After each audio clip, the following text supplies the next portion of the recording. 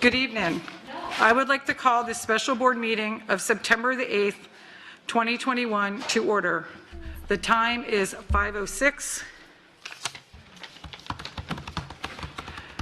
The purpose of today's meeting is to hold a public hearing to consider the adoption of the 2021-2022 final millage rates and the 2021-2022 final budget. At this time, we request that all cellular telephones be put in silent mode. I would like to take this opportunity to remind the members of the public of the district's mission, which is to ensure that each student achieves his or her highest personal potential and the district vision to be a world-class school system. Today's agendas include presentation on percent of increase, decrease over rollback rates, proposed millage, budget overview, proposed FY22 final budget, public hearing on the final budget, public comments, adoption of required local effort millage, basic discretionary millage, capital outlay millage, resolution determining revenues and millage, and resolution adopting the final millage rates for financial 2021-2022, FY22 final budget and related resolution adopting the final budget, comments from the board members, board attorney, and superintendent. And before I ask if there's a motion to adopt this, Mr. Quick, are you online with us? Yes, I am, and I do have my, even though I'm on my cell phone, I do have it muted. Thank you. And Mr. Quick will be filling in for our Mr. Bruno for this meeting. Board members, is there a motion to adopt the agenda as presented? Ms. Vaughn? I move to adopt the agenda as presented. Thank you. And a second, please. I'll second. Thank you, Ms. Morgan. Okay, moved by Ms. Vaughn, seconded by Ms. Morgan. Please record your vote.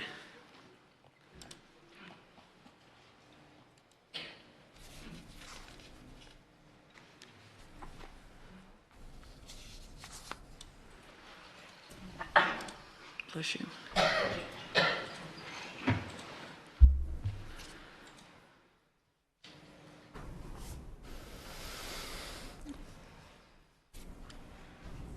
Does everybody see theirs? Ms. Thomas, I don't see mine. It's up, it's up.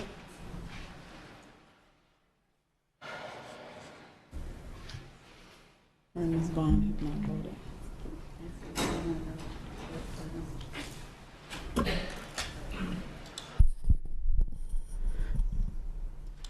Ms. Jordan, how would you like to vote? Yes, please. So, Ms. Vaughn, how would you like to vote? Yes.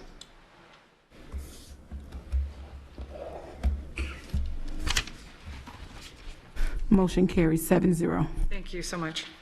Come up for the rest. Okay, I will now turn the meeting over to Dr. Ken Savage, Superintendent, Dr. Amy Desamore, Chief Financial Officer, and Ms. Kelly Letcher, Director of Budget. Dr. Savage? Thank you, Madam Chair.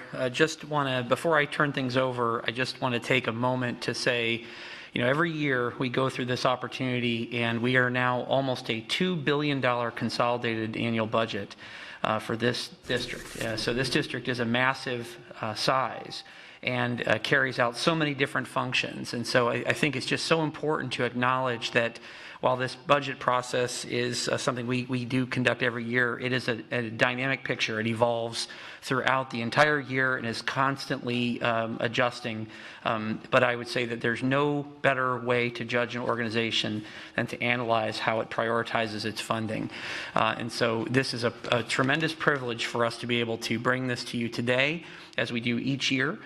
But I just wanted to also particularly credit this fantastic staff that we have here. It's a great privilege of mine. Dr. Amy Desamore, who, as our CFO, is just one of the most phenomenal individuals that I have a chance to work with. is a person who has tremendous competence in this particular area, but also is a true servant leader. And then Ms. Kelly Letcher, who I can tell you from the various different roles that I've had in this organization, she and I have gone round and round and battled many a time. So I can tell you, you are in good hands, that they are great stewards of the taxpayer dollars and people who are just very disciplined in their processes to ensure that we are doing things the right way. So without further ado, I want to hand things over to our wonderful team here to present this today. Dr. Desimore? Thanks so much, Dr. Savage and members of the board. This hearing is the second of 2 public hearings required under Florida statutes to give the public an opportunity to provide input into the proposed millage levy and the budget for this fiscal year. The superintendent submitted his proposed tentative budget to you on July 22nd. The tentative hearing was advertised in the news press on Friday, July 23rd, and the first public hearing was held on July 27 to discuss and adopt the tentative millage rates and the tentative budget. On Friday, September 3rd, you received information on the final budget for 2021-22. The second and final public hearing being held today was noticed through a direct mailing from the property appraiser's office.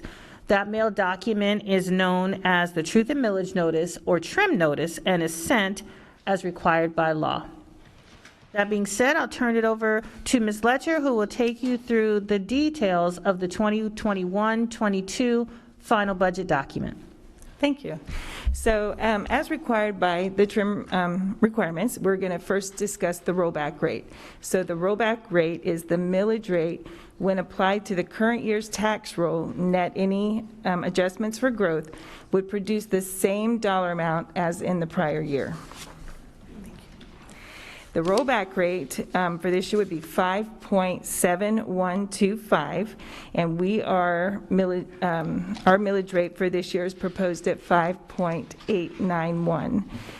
That is a 3.12% increase over the rollback rate, and the required local effort portion is 1.40% of that increase.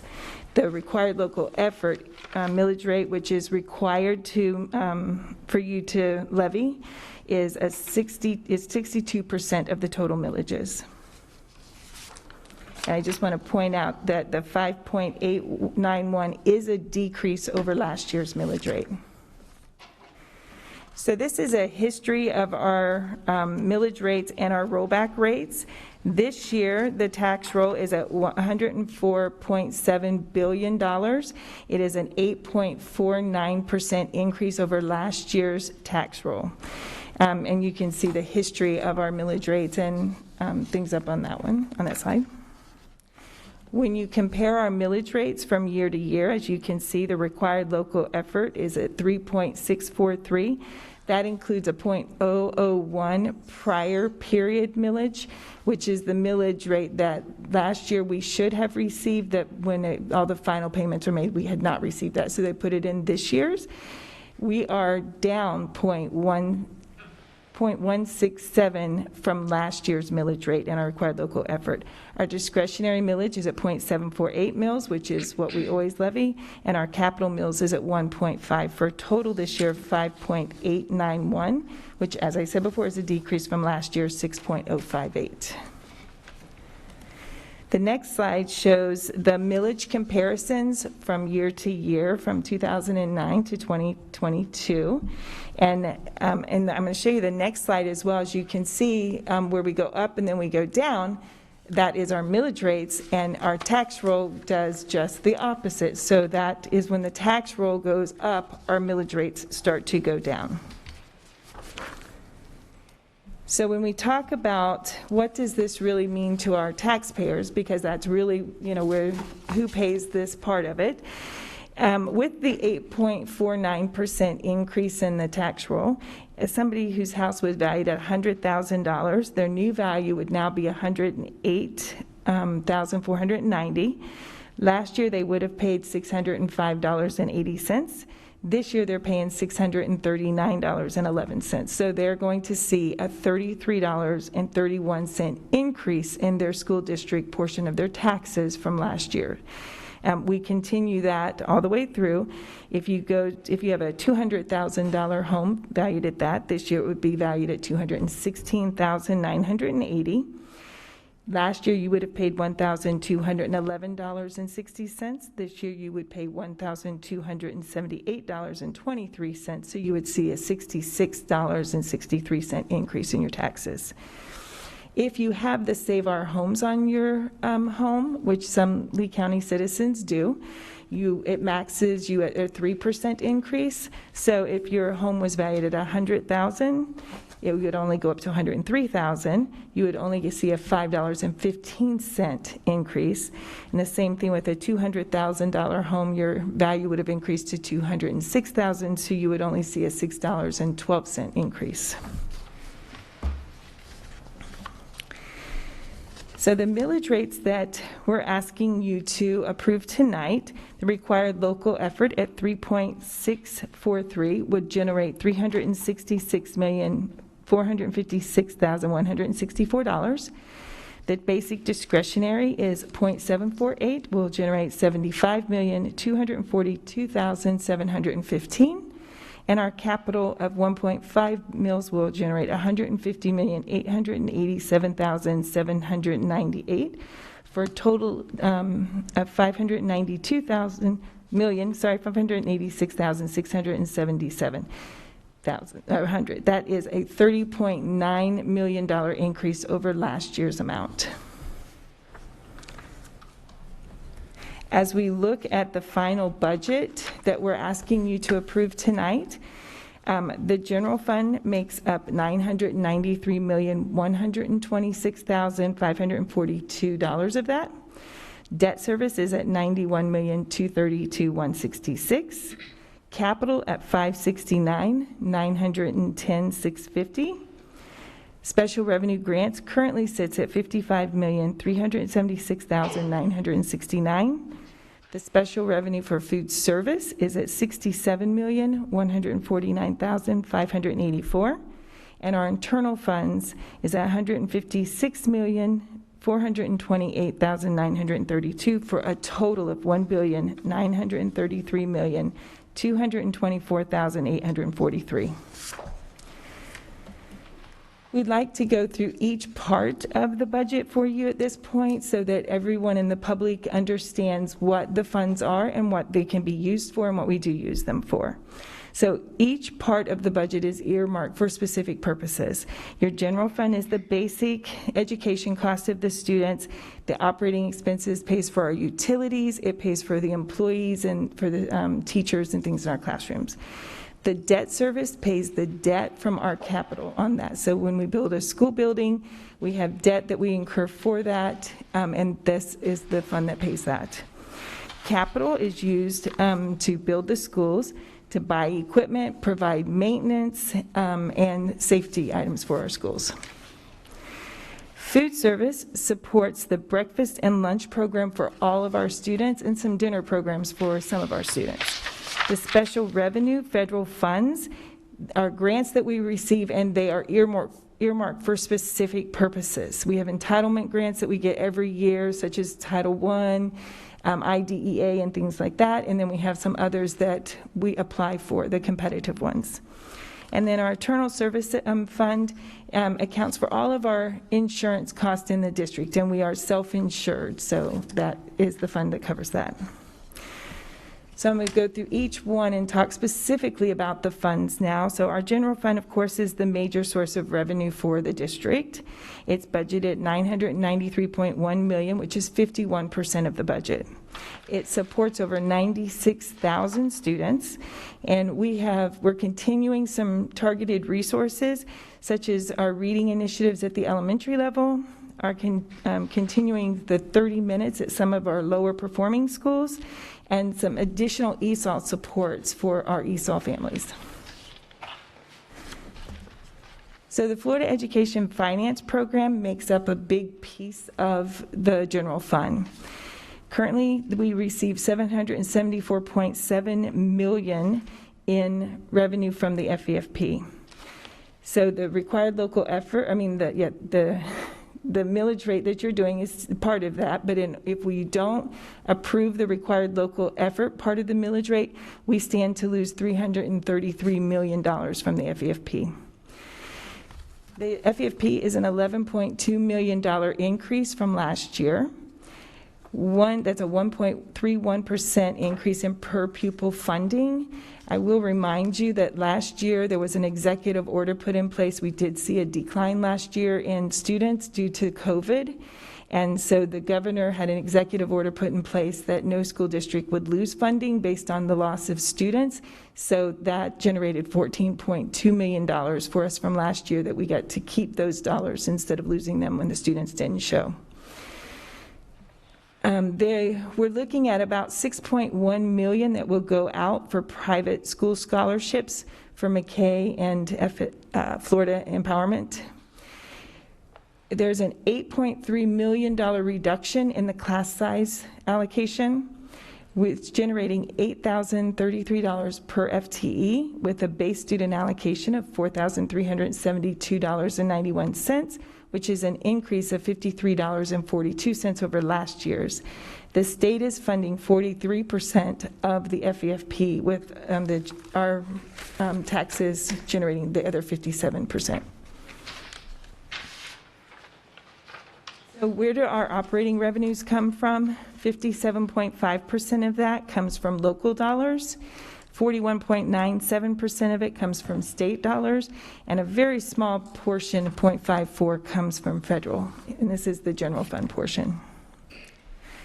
So where do we spend it? 73% of the general fund budget goes to instruction or direct school expenses. We have 4% set aside in contingencies and reserves. We have 4% in support services. We have 12% in operations and maintenance, and we have 6% in student transportation. So our contingencies currently, they set at a little over 3% of the new revenue that we get. I have them at $25 million right now. And the reserves are required to protect our financial position. The 3% is a requirement from the state that we must have 3% set aside. We have about $17.8 million that we set aside.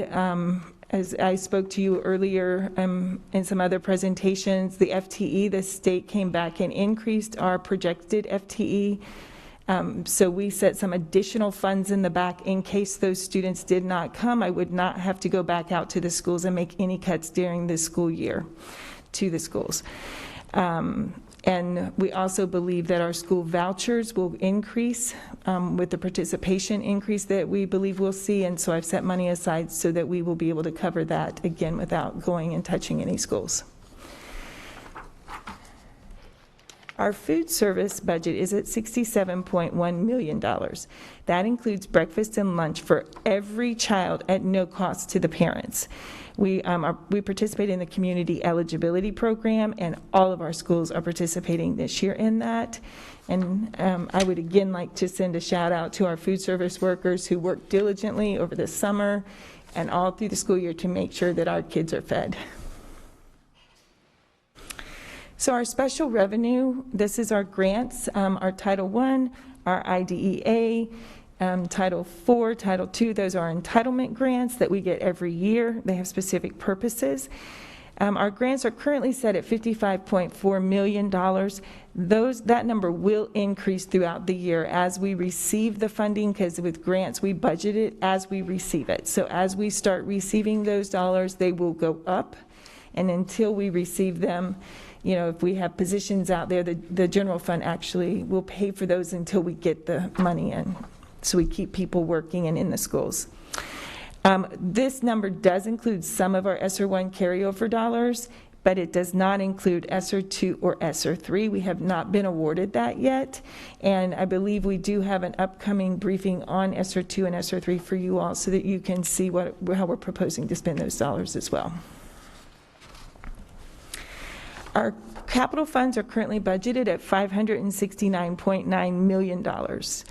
The local property taxes and our sales tax is the main source of revenue for our capital funds.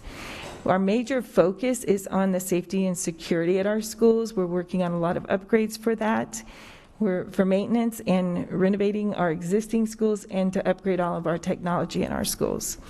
Our capital plan includes a new elementary school, 2 middle schools, a high school, 2 pre-K through 8s, 2 rebuilds, and 4 additions in the 5 years.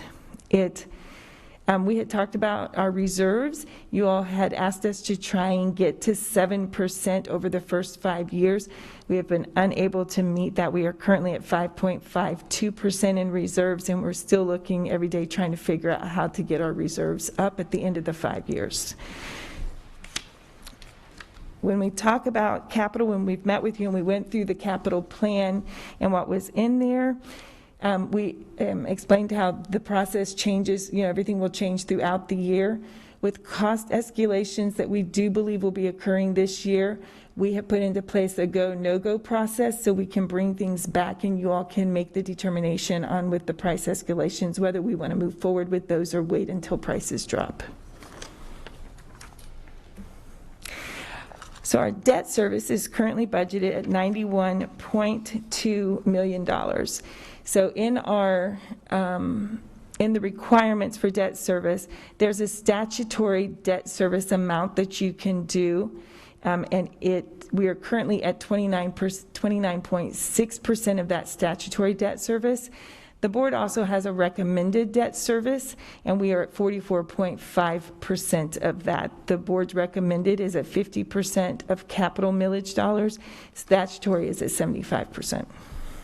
That's the percentage that we can go up to. So the school district, the budget supports 118 schools, over 96,000 students, both initiatives from the state and to meet our district's vision and mission, and it is centered on student safety and student achievement and our Envision 2030. We respectfully submit this budget to you all in support of the district's mission to ensure each student reaches his or her highest potential. So I'd like to turn this back over to you all at this point.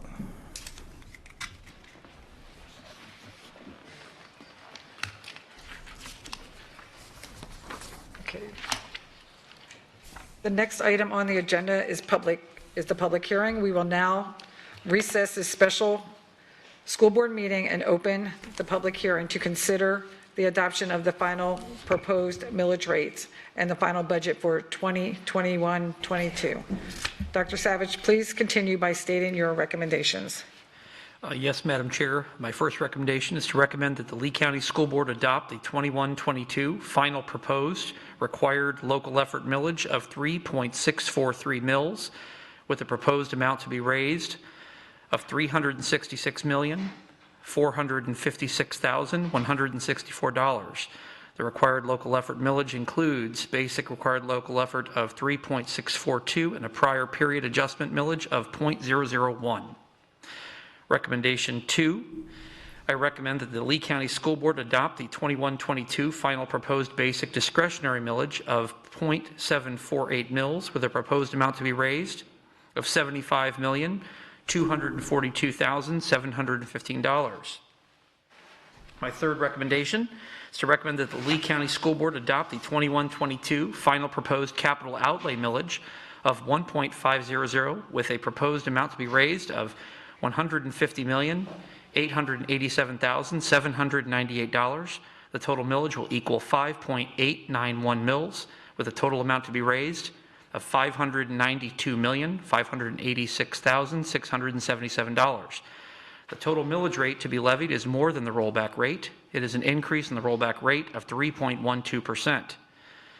My fourth recommendation is to recommend that the Lee County School Board adopt the resolution determining revenues and millages levied and the resolution adopting the final millage rates for the fiscal year 21-22. The fifth and final recommendation is to recommend that the Lee County School Board adopt the final budget and related resolution adopting the final budget for the 21-22 school year as follows. 1, the general operating in the amount of $993,126,542. The special revenue budget in the amount of $122,541,000. $526,553. The debt service budget in the amount of $91,232,166. The capital outlay budget in the amount of $569,910,650. And the internal service budget in the amount of $156,428,932 for a total final budget of $1,933,224,843. Thank you. At this time, the public will be invited to speak on these matters. The time allowed for comment is 3 minutes per speaker. Is there anyone on the right side that would like to address the board? If you would please go to the microphone.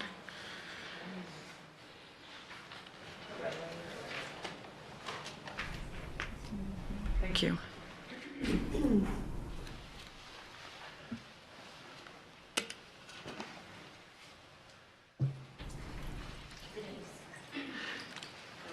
Can we please make sure that the mic is on? Thank you. Okay, thank you. I was just wondering, when the budgets are turned in, I'm assuming to Ms. Desamore, are they turned in line item by line item? For example, if an elementary school needs markers or glue, do you know exactly how many they're ordering and for what amount? Because when you show the budget to the public, there's really no indication as to where the money is going. And it just seems to me that that's something I hope at least all of you get, since we clearly do not get that. Thank you. Next speaker, please. Madam Chair, this is the board attorney. Yes. Would you like me to read the public comment dialogue and in advance of the public comment? Put that on here as far as for public comments on the special action for this meeting. But okay. Mr. Quick, if you, I think we're okay. Thank you. Okay, if we could just make sure that the speakers state their name prior to making their comment. Thank you. Can you please state your name prior to making comments? Thank you. And the last speaker was Denise Nystrom. So thank you. Christine DiVigili, and I don't have a whole lot to say about the budget. I guess it looks fine. Really, I want to just talk about, real quick, the TSA level security measures I had to go through just to get in the door, including the full body wanding that I was just forced to concede to, just to exercise my First Amendment. Ms. Steve, well, Ms. wait, Christine, I am going to comment on the budget. I have one more thing that's budget related right afterwards. Thank you. But this is very important, and it's an infringement on my First Amendment rights, even to be interrupted about talking about my First Amendment rights. So, anyway, back to that. As much as I would love to speak on this budget and offer my input in a way more constructive way, I've been consumed with other things because there have been gross infringements on my rights. So while the budget may be fine, I'm not really sure, there is an agenda item, number 4 today, that has to do with the budget that was pulled, and it was $59 million for the safe reopening of our schools. I want to know about that. Thank you. Thank you.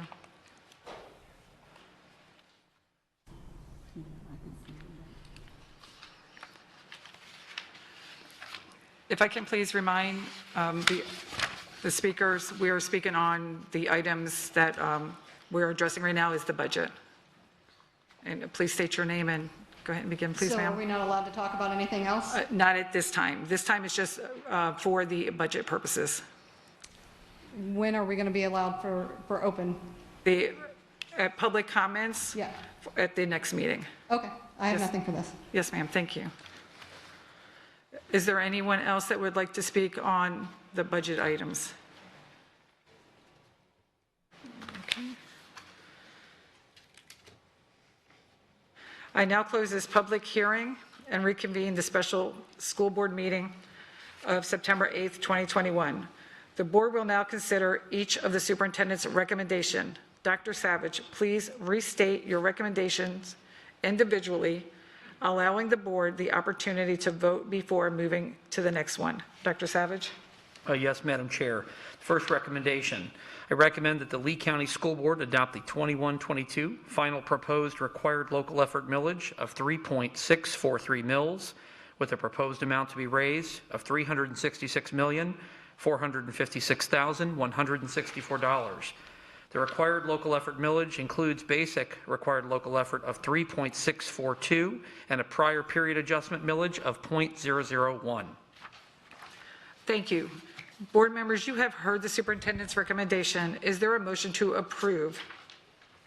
Ms. Morgan? I move that we approve the superintendent's recommendation to adopt the 2021-22 final proposed required local effort millage of 3.643 mils. Thank you. A second, please. Second. Second. Thank you. Any discussion? Ms. Patrica, and then Ms. Fisher, please, and then Ms. Gittens. Just a comment followed by two questions for you all, if I may. First, lines 7 through 9 of this presentation, I think, are the most misunderstood aspects of our budget. I was having a conversation recently with one of our county commissioners. The budget they adopted this year, from what I understand, included a rollback, the first time in years that they have rolled back their local rate. So each year their millage rate stayed the same, but the amount of money they were collecting went up and up and up because property values went up and up and up. We, on the other hand, have to roll back our rate each year, not because the state doesn't allow us to capture that property growth each year.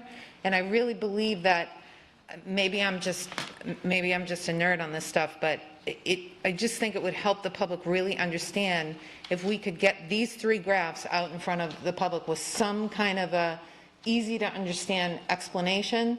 I think we would face far less criticism in terms of the money that we have and how it is spent. So that's my comment. The BSA, I have three questions. Slide 16, the BSA 5342. Last year, a lot of that was taken up by, I should say, a mandatory increase in our FRS contribution. Is there a large chunk of that that's being taken up by some other state requirement this year? Yes, this year we had the $11.2 million increase. That $11.2 million increase was eaten up by two things that happened. One was the FRS increase again this year that we had to do. And the second was the increase in our health insurance cost. We increased that, the board share for our employees, and that was another spot in it. So that $11.2 million was taken up with more than those two items. The 11.2 million was completely eaten up by those two items? Yes. Okay, so that 5342 that I like to view as abilities for us to innovate locally, take advantage of the talent we have in here in the district to roll out new programs for our kids is eaten up by those two programs. Okay. Second question, have we baked into this budget concerns about increases in health insurance costs since we are self-insured? Given the increase in costs associated with COVID incidents of employees. Is there concern about that? Do we have the budget to cover it if it continues to be as high as it is now? Yes, yes, there is concern about that if it continues higher than what it is now. As Kelly just mentioned, we did incorporate $7.2 million additional in the budget in order to, and that was what was negotiated and agreed to last year in order to mitigate any increases in premiums, for employees and help to cover those claims costs. However, with our kind of second round here in the pandemic going, there is concern that health insurance claims will continue to rise throughout this time, which may present some additional issue in terms of, the health insurance fund and our health insurance costs. At this point, or I think it was as of a couple weeks ago, as of August 22nd, we knew that there was about $5.2 million of claims to our health insurance related to COVID, and that was just as of August, right? But that went all the way back to March of last year. So we believe that, yes, the trend will continue, at least at this point in time, to cost additional dollars in health insurance.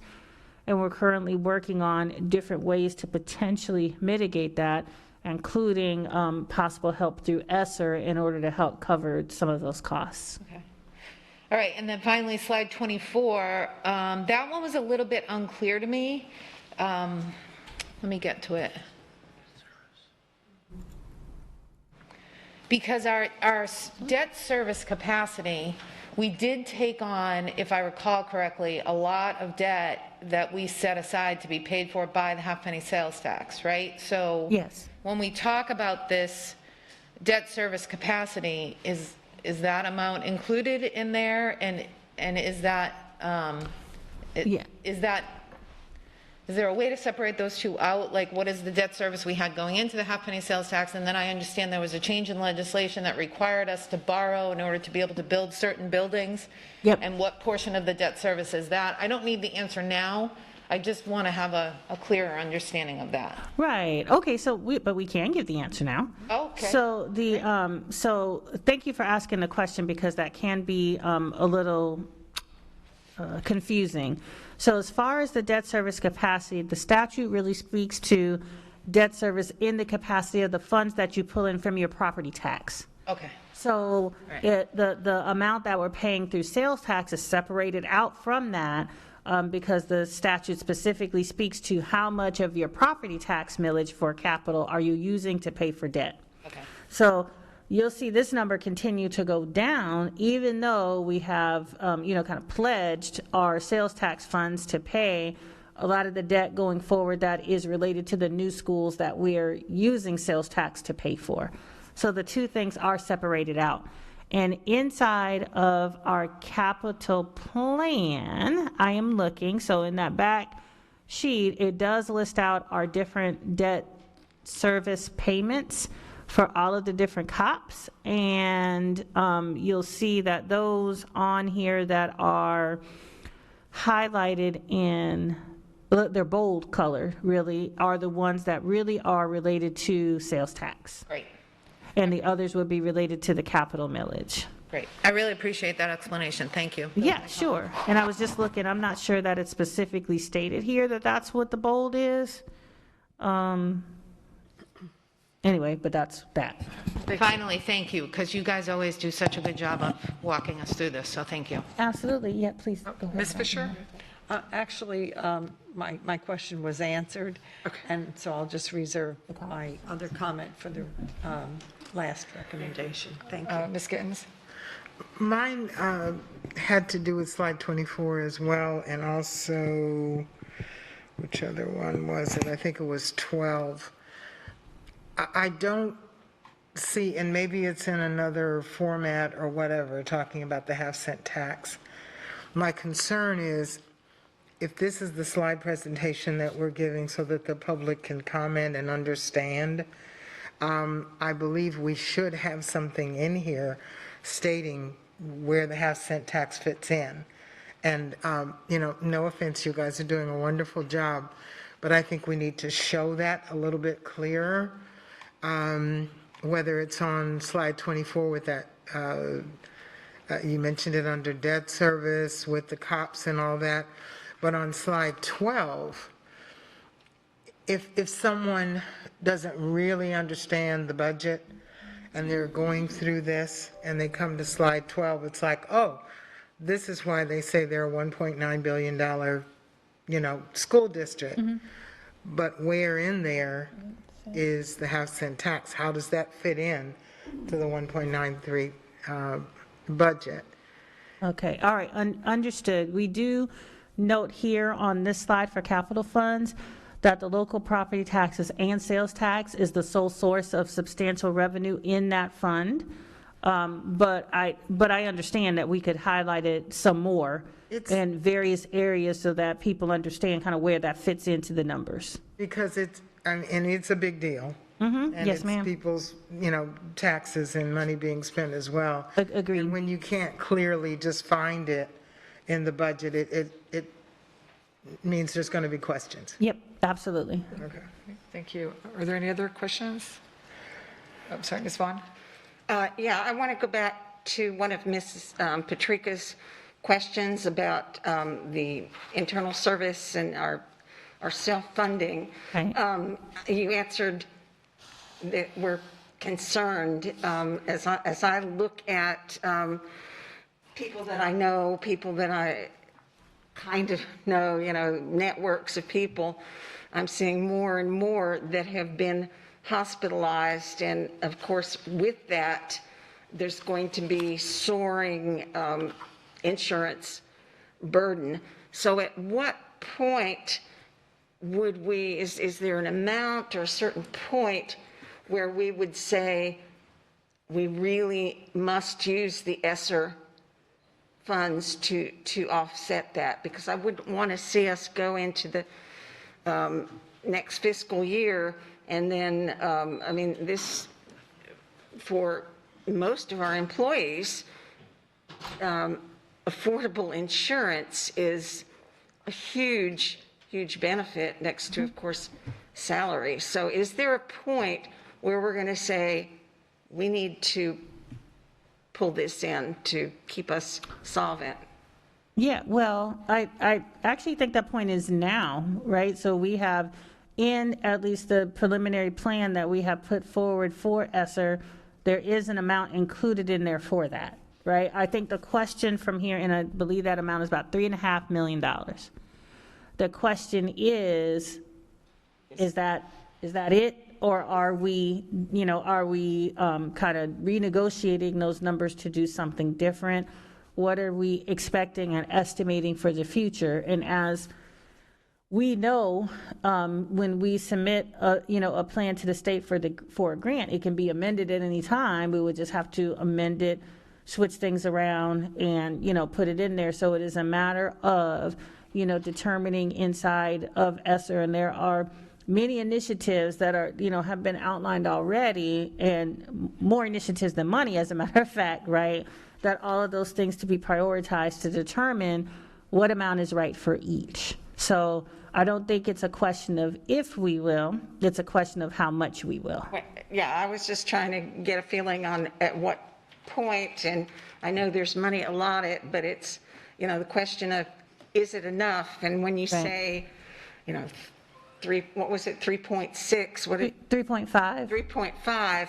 Boy, that sounds like a big amount, but anybody that's been in the hospital for anything, even a broken wrist or something, those amounts, and especially absolutely. now, they're out of control. So, yes, okay, agreed. yeah, I just wanted a little reassurance on that. Thank you. Yes, I think it's a matter of how much, not if. We have put it in our initial plan to do something, and now the question is, will it stay that same something, or are we going to have to rethink our plan based on what's happening around us? Okay, thank you. Thank you. And if I may remind you all, when we are going through, when Dr. Savage is going through the recommendations, if we will have discussions for that particular recommendation, so that way we can go through each and every one of these. With no other discussion, could you please record your vote?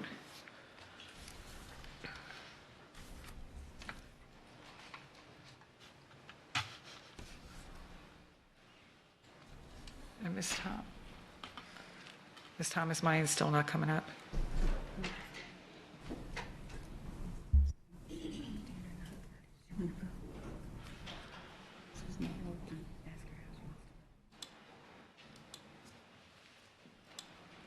Ms. Jordan, how would you like to vote? Yes, please.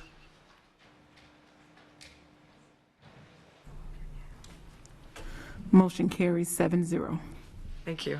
And it just came up just now. Thank you. So motion passes 7-0. Dr. Savage, your recommendation 2, please. Yes, Madam Chair, I recommend that the Lee County School Board adopt the 21-22 final proposed basic discretionary millage of .748 mils with a proposed amount to be raised of $75,242,715. Thank you. Board members, you have heard the superintendent's recommendation. Is there a motion to approve? I move that we approve the superintendent's recommendation to adopt the 21-22 final proposed basic discretionary millage of 0.748 mils with a proposed amount to be raised of $75,242,715. Thank you, Ms. Fisher. May I have a second? I'll second. That was Ms. Morgan. Thank you. And any discussion on this recommendation? No, seeing none, could you please record your vote?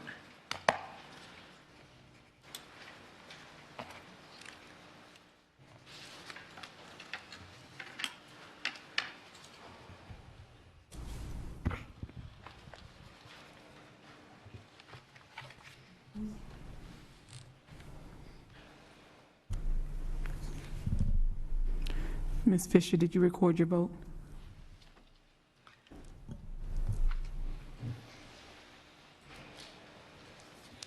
Yes, thank you. Okay, Motion passes, Madam Chair, 7-0. thank you. Dr. Savage, your recommendation number 3, please. Yes, Madam Chair, I recommend that the Lee County School Board adopt the 21-22 final proposed capital outlay millage of 1.500 with a proposed amount to be raised of $150,887,798. The total millage will equal 5.891 mils with a total amount to be raised of $592,586,677.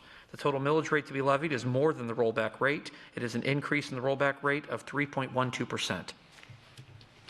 Thank you. Board members, you have heard the superintendent's recommendation. Is there a motion to approve? Ms. Vaughn?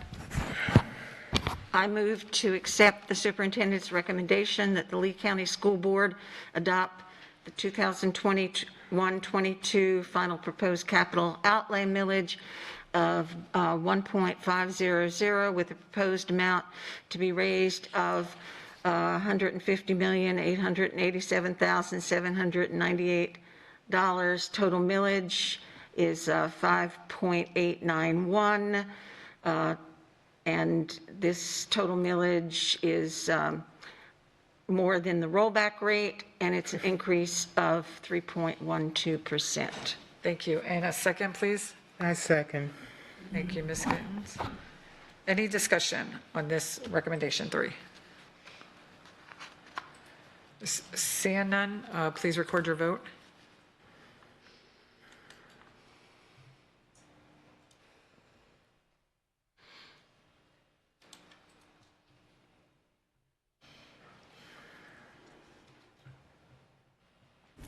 Motion passes, Madam Chair, 7-0. Thank you. Motion passes. And I just can't see this, so thank you, Ms. Thomas. Dr. Savage, could you please read your recommendation for number 4? Yes, Madam Chair. I recommend that the Lee County School Board adopt a resolution determining revenues and millages levied and the resolution adopting the final millage rates for the fiscal year 21-22. Thank you. Board members, you have heard the superintendent's recommendation. Is there a motion to approve? Ms. Gittens? I move that we recommend that the Lee County School Board adopt a resolution determining revenues and millages levied and resolution adopting the final millage rates to the fiscal year 21-22. Thank you. Second. Thank you, Ms. Giovanelli. And is there any discussion on recommendation number 4, please? I thought I was choosing the shortest one to read, but. Thank you for that. Seeing no discussion, could you please record your vote?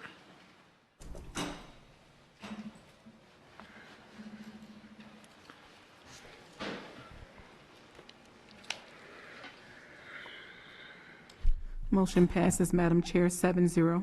Thank you. 7-0, motion passes. Dr. Savage, please read your recommendation for number 5. Yes, Madam Chair, I recommend that the Lee County School Board adopt the final budget and related resolution adopting the final budget for the 21-22 school year as follows. General operating in the amount of $993,126,542. Special revenue budget in the amount of $122,526,553. Debt service budget in the amount of $91,232,166. Capital outlay budget in the amount of $569,910,650.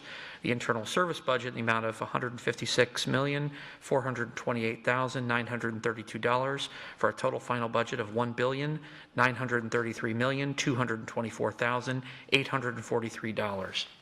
Thank you, Dr. Savage. Board members, you have heard the superintendent's recommendation. Is there a motion to approve? No one wants to read it. Ms. Morgan? I move that the school board adopt the final budget and related resolution adopting the final budget for the 2021-2022 school year. Thank you. Second, please? I'll second. I'll second. Sure. Okay. And is there any discussion on recommendation number 5? Seeing none, please record your vote.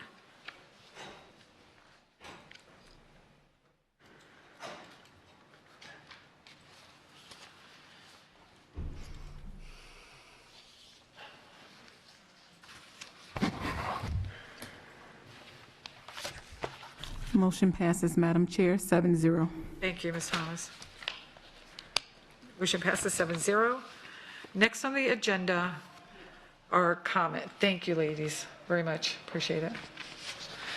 Next on the agenda are comments from board members, the board attorney, and the superintendent. Ms. Fisher, do you have any comments? I just want to say thanks to Dr. Desimore and her financial staff for the ongoing updates throughout the year and the detailed explanation of the final calculations. Thank you. Oh, thank you. I'd like to thank staff as well. They work very hard, so I really appreciate their recognition. I want to recognize them too, so thank you. Thank you. Ms. Giovanelli? And I just want to thank staff as well and everything that, this is a great, I mean, there's a lot of work that is put into this process, many months, so thank you. I do have one little question regarding the supports over 96,000 students, that number. I think there's been a couple different numbers, like 89,000, and I think that was something I was going to, it's coming in the Friday's letter, but I noticed it says 96,000 here, and I know that there's been other numbers like 89,000. So if you could clarify that at some point, thank you. Yeah, so the different numbers that you'll hear are, you'll hear FTE, you'll hear enrollment, you'll hear a lot of different numbers, and it depends on how it's pulled. The 96,000 is based on the FTE that is reported, so it does not include any of your early intervention, pre-K Head Start students. That will not be in that number. When you hear other ones that might say like 98,000 or something like that, that will include those students, and those are enrollment. So when you hear enrollment too, it's a snapshot in time. So we take enrollment, of course, every day you do it, but then they have the quarterly reports they do. FTE, we report in June, October, February, and July, and all those numbers then are compiled to come up with a total number of students that are reported in those time periods. So it's kind of a timing, and whether you're looking at FTE versus a student head count, which could be different at any time, of course, throughout the school year. So that's why you'll hear different numbers, and I know it's very confusing. That's why I always ask the question when somebody ask something, I'm like, are you talking enrollment or FTE? Because it is very different depending on when you're looking at it. FTE is what we're funded on, so those are the numbers that you most of the time will hear from me as a funded number. Thank you. And if I can add to that, that 96,000 is the FTE projection at this point. Right. Right, including all students, including charter, so it doesn't mean that that's what we have in-house at this point, but at this point, all we have to work with is the projection until we get official numbers based on the FTE reporting we'll do to the state in October, so. Thank you. That's just important for the community to, because the numbers all are different and people don't understand. Thank you. Thank you. And thank you for asking that question. That's a good question. Ms. Patrica? No, thank you. Ms. Gittens? The only question I have is, accounting back to the main slide 12, where it mentions going between 12 and 22, the special revenue grants, and kind of like the same comment I made about the house and sales tax, that when you go to slide 21, it says the ESSER funds, it includes ESSER funds. And it would be good, I think, for the community to know too about, even just a percentage of what that 55,000 has in ESSER funds, because everybody sees the ESSER funds as a temporary thing, and when that goes away, where are we? Yes, I agree. So if there were something that kind of differentiates that, because otherwise, when you just say grants, we have a ton of grants. And so just so you know, in the 55 million, it only includes the carryover of ESSER 1, which is approximately $4 to $5 million right now. So that's the only piece of the 55 million that is ESSER at this time. The ESSER 2 and ESSER 3, of course, are large, will come in larger at the time, and as soon as they're awarded, they'll show up in the budget. But right now, in that 55 million, it's only about 5 million of ESSER dollars. So even if that was just a asterisk and down below. Okay, perfect, thank you. Thank you, and very good job, and thank you all for all you do. Thank you. Ms. Vaughn? Just want to echo the thanks that board members have already put forward. So one more time, thank you, you both ladies, and the staff for working hard on this. And that's it. Ms. Morgan? I have no comments, thank you. Thank you. And I'm going to reiterate that as well. Thank you all and your staff, team, every one of you, making sure that each and every line has numbers on there, and it is line by line, and all the work that you do put into that. So I really do appreciate what you all do. And Mr. Bruno is not here. Mr. Quick, I don't know if you want to say anything? I just wanted to, it's always a pleasure to work with you guys, even when it's remote. So I wanted to thank you guys for the opportunity, and I wanted to thank staff for bringing me up to speed so quickly on this last-minute issue. And Kathy should be back for the 6 o'clock, so I will turn it back over to her at that time. And I do appreciate you stepping in for us, so thank you very much for that. Thank you. Dr. Savage? Yes, just a thank you to Mr. Quick for stepping in as well. A thank you to, they make it look easy over there. You work all year on this. I just want to give you one last big kudos. The other thing that, aside from this giant document, one of the most important things is that they're able to take difficult areas and in a very non-threatening, non-intimidating manner, break the concepts down so that anyone can understand. It's very intimidating to go through our budget, and so I just really appreciate the complexity of what you do, but how you're able to also convey the information to people. And one question that came up earlier was just about the sales tax dollars, and obviously that's such a big part of it. So for anyone out in the public who really wants to kind of unpack and see that sales tax and how it unfolds over multiple years, as well as all the appropriations, all the projects that are listed within that piece, in the main budget book, if you're in the PDF version, it starts on page 96, but on the paper version, it's 87. And it really goes through the years over years. You can see how much the sales tax contributes. You can see where charter schools come in. You can see all the different revenue sources. It really spells it out in a very clean way for people to be able to see it longitudinally. So thank you again. Thank you. To remind everyone that we also have the sales tax information out on the webpage, and that gives you everything, like how it's being used, which schools, everything. So if you it really digs down deep on that one. Thank you, Ms. Fletcher. And thank you, Dr. Savage, for sharing that information too. That's good information. At this point, having no other business to come before this body and seeing no objection, this meeting is adjourned. And I'm going to ask that we take 10 minutes so that we can change over for the next meeting. So 6:15?